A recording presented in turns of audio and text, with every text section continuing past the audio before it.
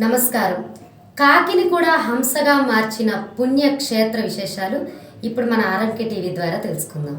పాపాలను కడిగివేసే గంగమ్మ కూడా పాప విమోచనాన్ని పొందిన దివ్య క్షేత్రమే హంసలదేవి వేణుగోపాలస్వామి క్షేత్రం. కోరిన కోర్కెలు తీర్చి కొంగు బంగారంగా వేణుగోపాలస్వామి వెలిసింది ఈ పుణ్యతీర్థాన్నే. ఇక్కడి గుడిని సాక్షాత్తు దేవతలే నిర్మించారన్నది ప్రతీతి. అదే కృష్ణా జిల్లా హంసలదేవి ప్రాంతంలో కొలువైన రుక్మిణీ సమేత వేణుగోపాలస్వామి ఆలయం. హంసలదేవి పేరు వినగానే కృష్ణానదీ సాగరంలో సంగమించే ప్రాంతం గుర్తొస్తుంది. మహారాష్ట్రలో జన్మించి నేలను సస్యశ్యామలం చేస్తూ వేల కిలోమీటర్లు ప్రయాణించే కృష్ణమ్మలోని ఓ పాయ కోడూరు మండలం హంసలదేవిలో సముద్రంలో కలుస్తుంది. నది సముద్రంలో కలిసే చోటుకు ప్రత్యేక విశిష్టతను ఆపాదించింది శాస్త్రం. ఇలాంటి చోట్ల స్నానం ఆచరిస్తే జన్మజన్మల పాపాలు నశిస్తాయని శాస్త్రం చెబుతుంది. కృష్ణానది బంగాళాఖాతంలో కలిసే అలాంటి పవిత్ర స్థలంలోనే రుక్మిణీ సమేతంగా వేణుగోపాలస్వామి కొలువయ్యాడు.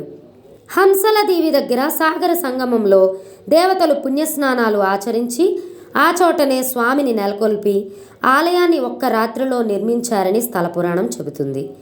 ఆలయాన్ని దేవతలు నిర్మిస్తుండగా కోడి కూసే వేళకు ఒక మనిషి చూడటంతో దేవతలు శిలలుగా మారిపోయారని చెబుతుంటారు. ఆలయంలో శిల్పాలుగా ఉన్న దేవతా విగ్రహాలు వారివేనని నమ్ముతారు. కొన్నేళ్ల క్రితం వరకు అసంపూర్తిగా మిగిలిపోయిన రాజగోపురాన్ని ఇందుకు సాక్ష్యంగా చెప్పేవారు. కానీ 1995 ప్రాంతంలో విజయవాడ దుర్గామల్లేశ్వర స్వామి దేవస్థానం ఈ ఆలయాన్ని దత్తత తీసుకొని సర్వాంగ సుందరంగా తీర్చిదిద్దింది. ఏటా కళ్యాణోత్సవాలు నిర్వహిస్తోంది. సంతానం లేనివారు ఇక్కడ స్వామికి మొక్కుకుంటే సంతానం కలుగుతుందని నమ్మకం.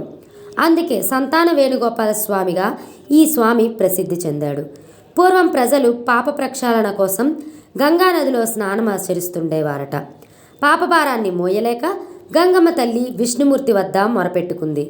దీంతో పాపానికి ప్రతీకైన నలుపు రంగు ధరించి కాకి రూపంలో పుణ్యనదుల్లో స్నానమాచరించు, ఎక్కడైతే నీ నలుపు రంగు పోయి తెలుపు రంగు వస్తుందో అక్కడితో నీకు పాప విముక్తి లభిస్తుందని వరం ఇస్తాడు విష్ణువు. దీంతో కాకి రూపం దాల్చిన గంగమ్మ పుణ్య నదుల్లో స్నానమాచరిస్తూ హంసలదేవిలోని సాగర సంగమానికి వచ్చి అక్కడ కూడా స్నానమాచరించింది. ఇక్కడి నీళ్ళలో మునగగానే ఆమె నలుపు రంగు మాయమై తెల్లటి హంసలా మారిపోయిందట. అందుకే ఈ ప్రాంతానికి హంసలదేవి అని పేరు వచ్చిందని పురాణ గాథ. వేణుగోపాలస్వామి కళ్యాణోత్సవాలు ఏటా మాఘమాసంలో అంగరంగ వైభవంగా నిర్వహిస్తారు. మాఘ పౌర్ణమి రోజు సముద్ర స్నానం ఆచరిస్తే సర్వ పాపాలు పోతాయని భక్తుల విశ్వాసం. అందుకే ఆ రోజు రాష్ట్రం నుంచే కాకుండా దేశం నలుమూలల నుంచి లక్షలాది మంది భక్తులు ఎక్కడ పుణ్యస్నానాలు ఆచరిస్తారు. కృష్ణాష్టమితో పాటు ధనుర్మాసం నెల రోజులు స్వామికి ప్రత్యేక పూజలు నిర్వహిస్తారు. కార్తీక మాసం మొత్తం ఆకాశ దీపాలంకరణ సేవలు నిర్వహిస్తారు. ఇక్కడ స్వామికి ఏడాది పొడవునా దీవి వంశీయులు నిత్య పూజలు నిర్వహిస్తుంటారు. చూశారు కదా, ఇలాంటి మరెన్నో పురాణ గాథలతో పుణ్యక్షేత్ర విశేషాలతో మళ్ళీ కలుసుకుందాం.